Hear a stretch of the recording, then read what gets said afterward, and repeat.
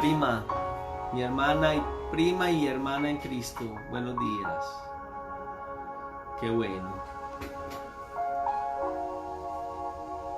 Muy bien.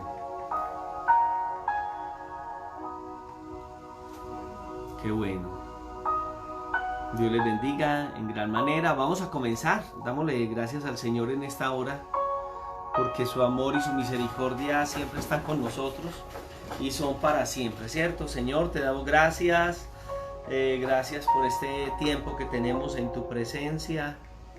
Nos unimos como uno solo delante de ti. Gracias por quienes se han ido conectando poco a poco. Y en esta mañana nos unimos en esta transmisión. Bendice, Señor, cada vida y que sea de mucha bendición en cada uno de nosotros. Te adoramos y bendecimos y damos gracias, Dios. Y gracias porque hasta el día de hoy tu presencia se hace una realidad. Bueno, el día de ayer no nos pudimos contactar. Estábamos con problemas técnicos. Y uno que como que con estos aparaticos es algo que se va volviendo como usual, ¿cierto? No sé cómo va a enfrentarlo. Y aquí no depende solamente de estos aparatos, sino de las redes sociales, de la conectividad de la gente y todas estas cosas que suceden alrededor de una transmisión de estas. Pero gloria al Señor, estamos nuevamente aquí para darle gracias al Señor y entrar en nuestro estudio en el día de hoy. Bien, el día sábado estábamos mirando Juan capítulo 9 y estábamos analizando cómo el Señor sana a este ciego de nacimiento. Y vemos pues cómo el Señor en este capítulo hace la sexta de 7 señales registradas aquí en Juan, y que nosotros estamos mirando cómo un hombre ciego de nacimiento es sanado, ¿cierto? Y que vamos a observar que entre los ciegos que el Señor ha sanado, este es el que describe como un ciego, directamente ciego de nacimiento.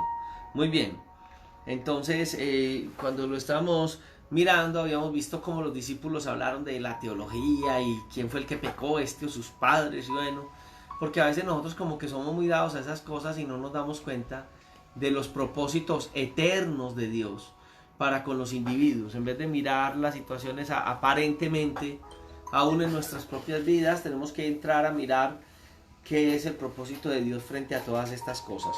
Entonces, Jesús le dice, no es que este pecó ni sus padres, sino para que las obras de Dios se manifiesten en él. Ahí terminamos. Para que las obras de Dios se manifiesten en él.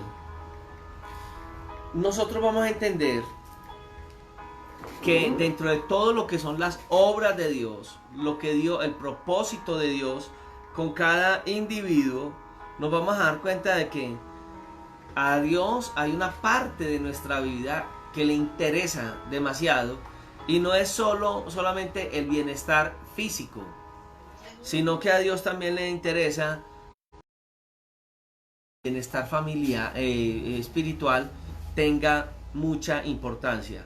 Entonces Dios puede permitir situaciones en nuestra vida que afectan la parte física, pero que redunda en la parte espiritual. ¿Qué puede afectar la parte física que puede beneficiar la parte espiritual? ¿Cierto? Eso es como lo que hoy entraríamos a analizar en este texto bíblico. Muy bien. Uno mira, por ejemplo, en este texto, en el versículo 39, cuando este hombre se reconoce la necesidad de Jesús, acepta y lo adora. Vamos a ir viendo paso a paso cómo él llega hasta ahí, pero mira que fue un propósito.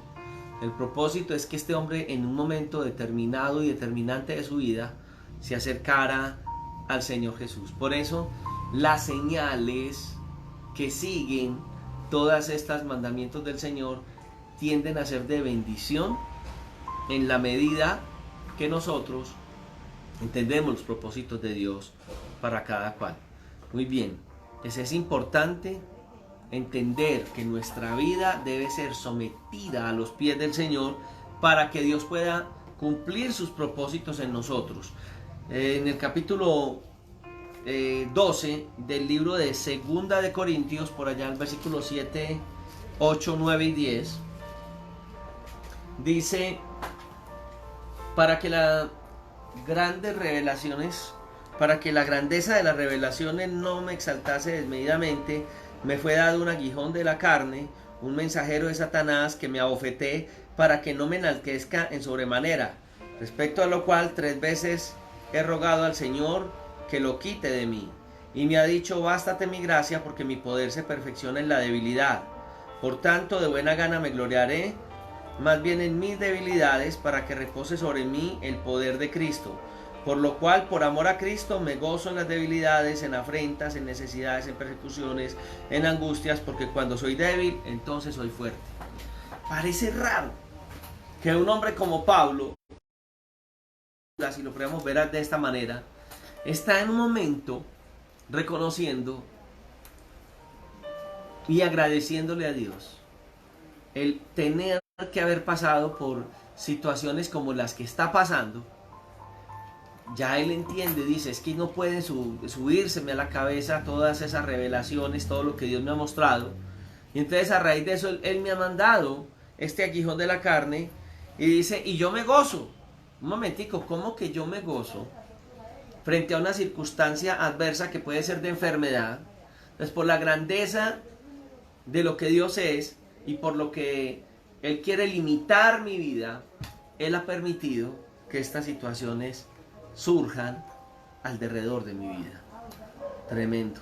Entonces este hombre nace ciego, volviendo al tema del ciego, y nace ciego para que la grandeza de las revelaciones que Dios le ha dado al apóstol Pablo no se le suban a la cabeza, y Pablo tenga un concepto de él que no es el concepto que debería tener uno.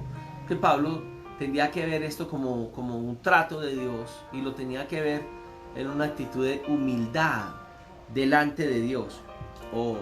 Es necesario. Jesús sigue hablando, ¿cierto? Dice que se necesita y que viene, y que este hombre nace ciego para que las obras de Dios se manifiesten en él. Y en el verso 4 de Juan 9, el Señor le está diciendo: me es necesario, y en la versión, creo que es al día, está diciendo: nos es necesario o debemos hacer las obras del que nos envió, o de quien envió, entre tanto que el día dura. La noche viene cuando nadie puede trabajar. Lo que el Señor está haciendo no es analizar por qué el ciego, que sí, que no. ¿Saben qué es lo que el Señor está haciendo en ese instante? Sencillamente el Señor está viendo la necesidad del ciego, y en vez de racionalizar por qué el ciego, el Señor sencillamente viene y saca de su aflicción a este hombre que está ciego, porque hay un propósito. Todo tiene un propósito. Lo acabamos de ver. Pablo lo entendió en su debilidad y en su necesidad. ¿Cuál sería el propósito de Dios? El propósito de Dios para nosotros es que Dios, Él mismo, se ha glorificado en nosotros. Su misma vida fue igual. Él lo entregó todo, se entregó. Él sabía que no iba a durar mucho. Además, en este texto dice: entre tanto que estoy en el mundo. O sea, hay algo que está sucediendo y que Él tiene que aprovechar el momento. La pregunta es: ¿nosotros hoy somos conscientes de que Él nos tiene con un propósito determinado en la tierra? El Señor Jesús iba a ir a la cruz del Calvario a llevar todas estas circunstancias nuestras. Él ve la obra de Dios. En el caso de Juan el Bautista, de Lázaro, él viene donde Lázaro llevaba 4 días putrefacto, pero había un propósito de Dios, y viene la resurrección entonces de Lázaro. El momento nos va a llegar a todos. Va a haber un momento donde todos vamos a tener que dejar esta tierra, y el propósito de Dios, cumplirlo. ¿Cuánto tiempo piensas que vas a durar en la tierra? Algunos de nosotros nos apegamos demasiado a estas cosas. El tiempo nos pasa. Es más, muchos de nosotros ni llegaremos a más viejos. Muchos jóvenes morirán muy jóvenes. Y es algo que no entendemos. Estamos en esta tierra y pensamos que vamos a... como el niño aquel. Pero los niños también se mueren. Mientras estamos en el mundo, aprovechemos el momento que Dios nos ha dado. En 1 Corintios, en el capítulo 7, el verso 29, dice: pero esto digo, hermanos, que el tiempo es corto, resta pues que los que tienen esposa sean como si no la tuviesen, los que lloran como si no llorasen, y los que se alegran como si no se alegrasen, y los que compran como si no poseyesen, y los que disfrutan de este mundo como si no lo disfrutasen, porque la apariencia de este mundo se pasa. Quisiera pues, mire cómo termina diciendo, que estuvieseis sin congoja. El soltero tiene cuidado de las cosas del Señor, de cómo agradar al Señor, etc. Aquí está hablando es propósitos que nosotros tenemos en la vida.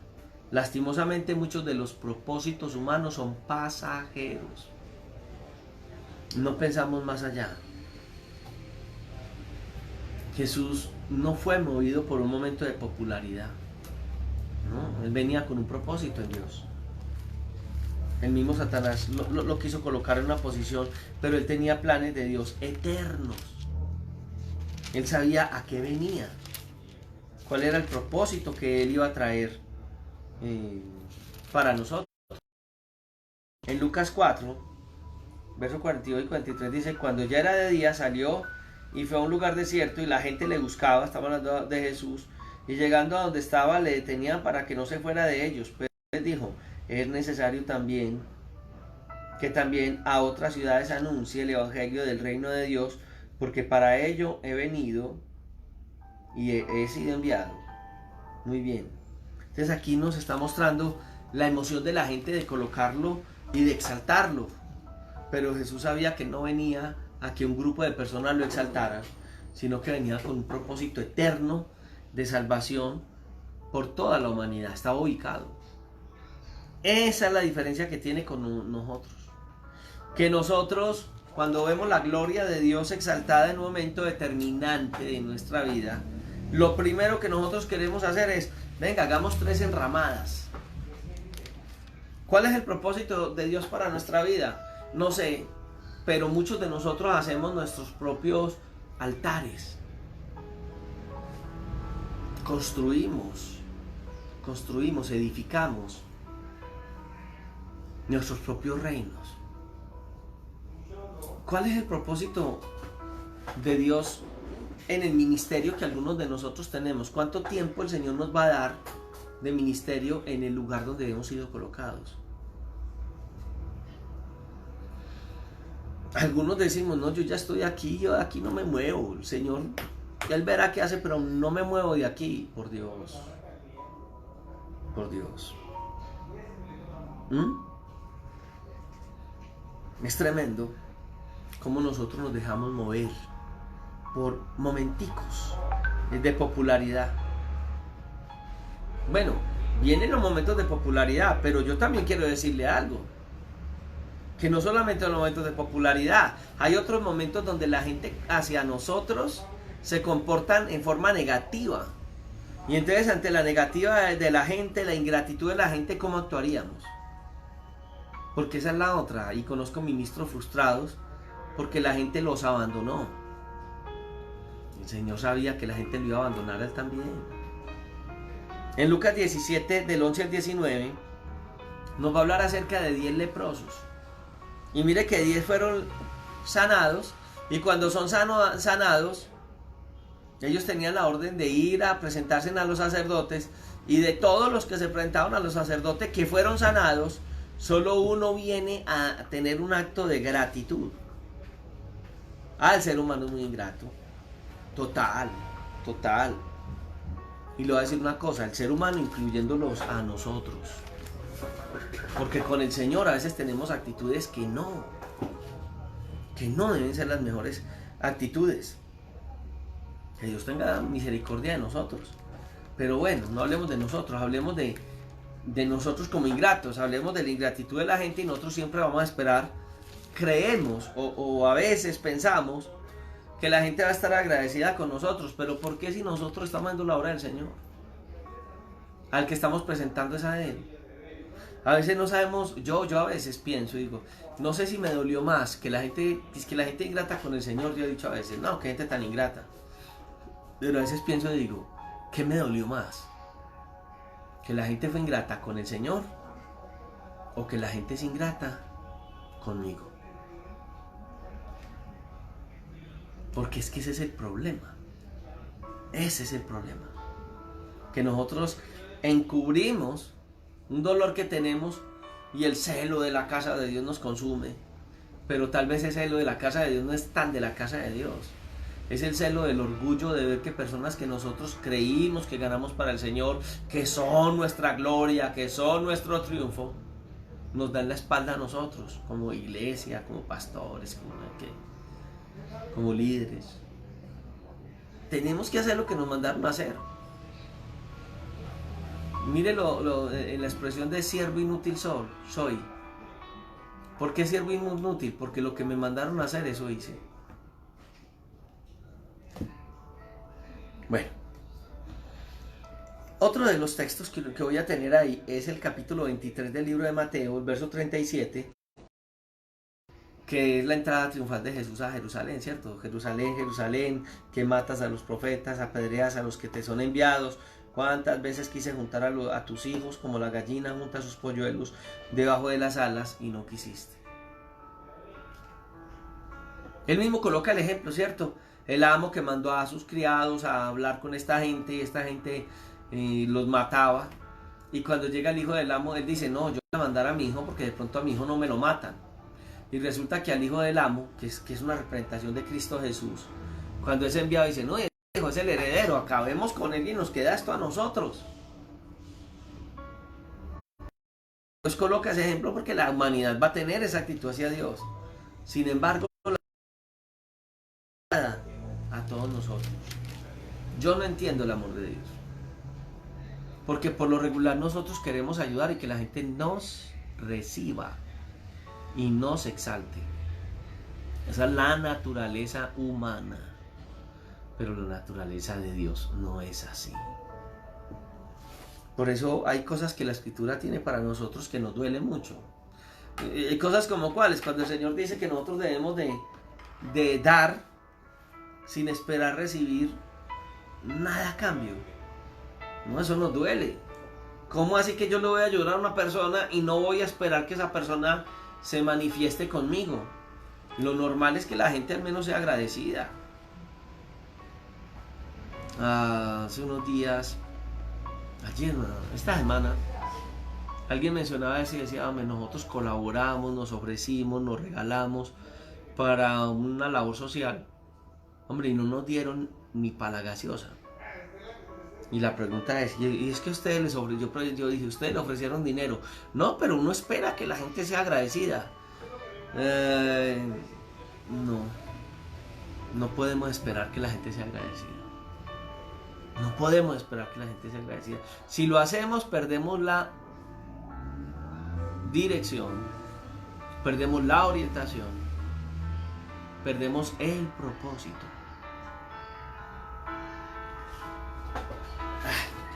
El Señor Jesucristo, hablándole al Padre, Jesús hablándole al Padre, porque Jesús vino a presentarse y vino a presentar la obra de salvación de Dios a nuestras vidas.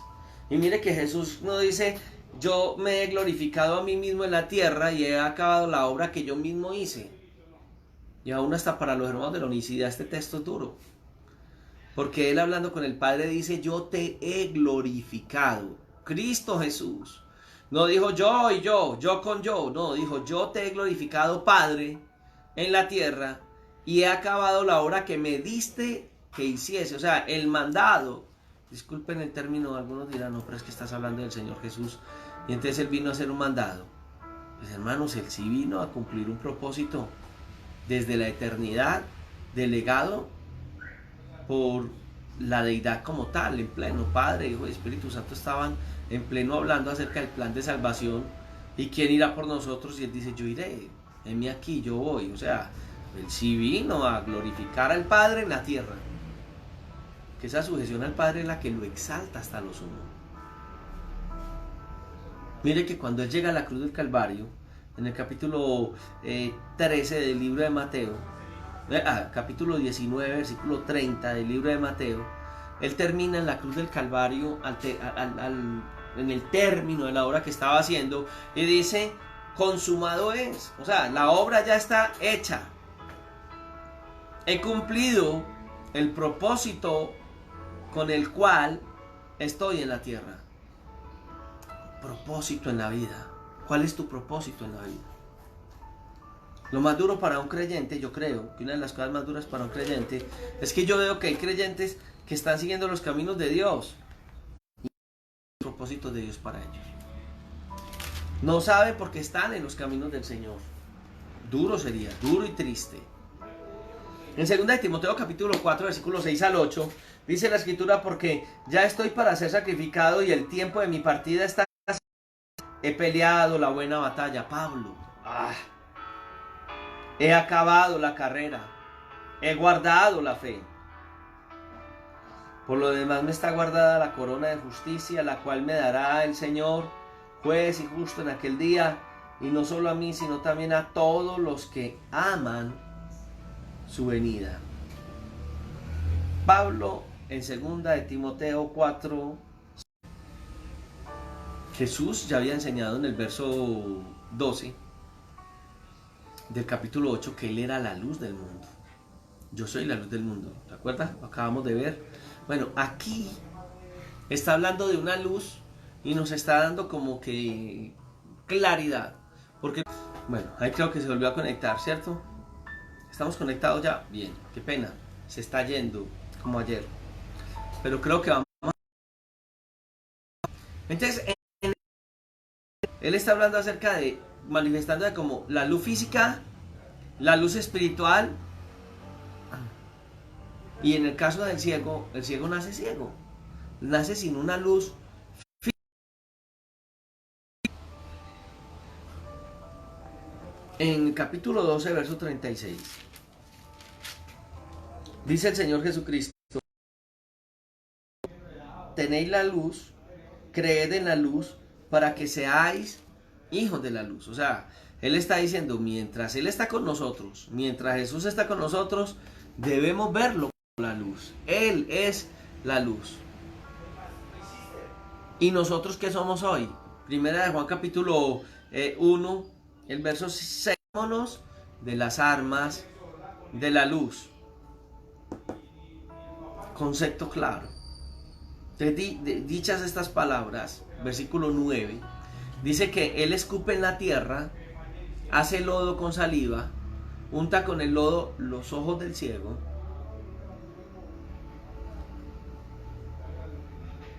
con un propósito. Yo quiero hacerle una pregunta a usted, Señor. Ahora sí. Bueno. Dice que Él escupe en tierra, qué pena, disculpen, se fue la señal. Hace lodo, ¿cierto? Yo le hago una preguntita, eso es. ¿Sería que el Señor podría solamente sanar al ciego a través de sus palabras? ¿Solo la palabra del Señor podría haber sanado al ciego? En Lucas 7:7, cuando Jesús habla con el centurión para sanar el centurión pudo entender eso de Dios y dijo, una palabra tuya bastaría para que se sanara mi siervo. Es cierto que Jesús en su ministerio va a enseñar y va a enseñarnos a nosotros muchas cosas, y para eso en pedagogía, que la pedagogía de Jesús era tremenda porque Él utilizaba instrumentos físicos materiales para enseñarnos verdades espirituales. El Señor Jesús a veces dice que si nos explica a través de las cosas difícil de que nosotros a veces necesitamos como que el Señor nos enseñe como se enseña a los niños de jardín infantil, ¿cierto? Con plastilina en la mano. Qué tremendo. Mateo, en el capítulo 8, en el verso 3, hablando acerca de aquel leproso que llega hasta el Señor Jesucristo. No. Abrís esta puerta, esta con la llave gruesa, para poder a ver si nos entra por ahí señal, que se me ha dañado la señal 3 veces. Creo que ya estoy conectado otra vez. Si abre esa puerta, posiblemente entre de la calle mejor señal. Me está cayendo bien. Bueno, intentemos. Yo también sé que el adversario quisiera la bendición que estamos aquí. Bien. Entonces, en el capítulo 8, en el verso 3, dice que Jesús extiende la mano y toca al ciego. Y dice que al instante la lepra de este hombre desaparece. Jesús lo toca. ¿Había un propósito con el ciego? Sí. Y yo estoy seguro que mucho más que el propósito que el Señor tenía con el ciego, era el propósito que el Señor tenía con las personas que estaban rodeándole en aquel momento para él manifestarse, ¿cierto? Entonces Jesús le dice, quiero ser limpio, al instante su lepra desaparece. Ay, sí. Entonces Jesús lo mira y le dice, no digas a nadie, sino que muéstrate al sacerdote y presenta la ofrenda que ordenó Moisés para testimonio de ello. O sea, hay un propósito hacia el ciego con esta sanidad de este tipo. Hay que entender que en cada momento que Jesús obra, va a obrar con propósitos grandes para transformar la vida de ellos. En el capítulo 9, versículo 27, está hablando acerca de cómo Dios sana a 2 ciegos y a un endemoniado. Pero mire que del versículo 27 al 31, Jesús, al ver los ciegos, le dice, ¿crees que puedo hacer esto? Sanar a los ciegos. Y ellos le dicen, sí, Señor. Y entonces les toca los ojos y les dice, conforme a vuestra fe os sea hecho. Y los ojos de ellos fueron abiertos. Tocó sus ojos. Tremendo el Señor. Tremendo. Muchas formas en que Él ora. ¿Qué observas? Y dice, hombre, yo veo como grandes, como, ¿cierto? A los hombres los veo como árboles o algo así que se mueven. Hay que orar varias veces por el ciego. El problema no estaba en Jesús. En todo el marco vamos a mirar la necesidad que el ciego tenía de desarrollar la fe, porque Jesús lo pudo haber sanado de una vez. El texto nos dice que el Señor escupe en tierra, hace lodo con saliva, unta con lodo los ojos del ciego, y uno diría, hombre, al caído caerle. Imagínese, uno bien ciego, y el hombre hace lodo. Ahí volvió. Ay, mis amados, qué lástima. Bueno, y se han desconectado casi todos.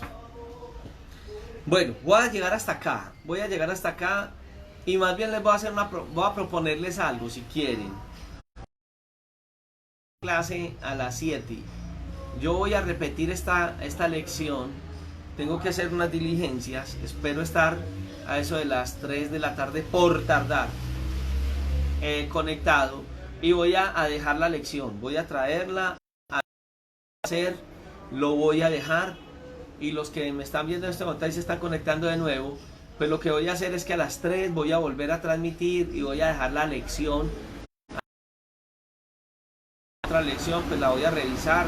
Creo que me va a tocar hacerla toda, porque la señal en este lugar está muy mala. Tengo datos, tengo cosas, pero la señal aquí definitivamente está caída. Siempre en este sector de Sabana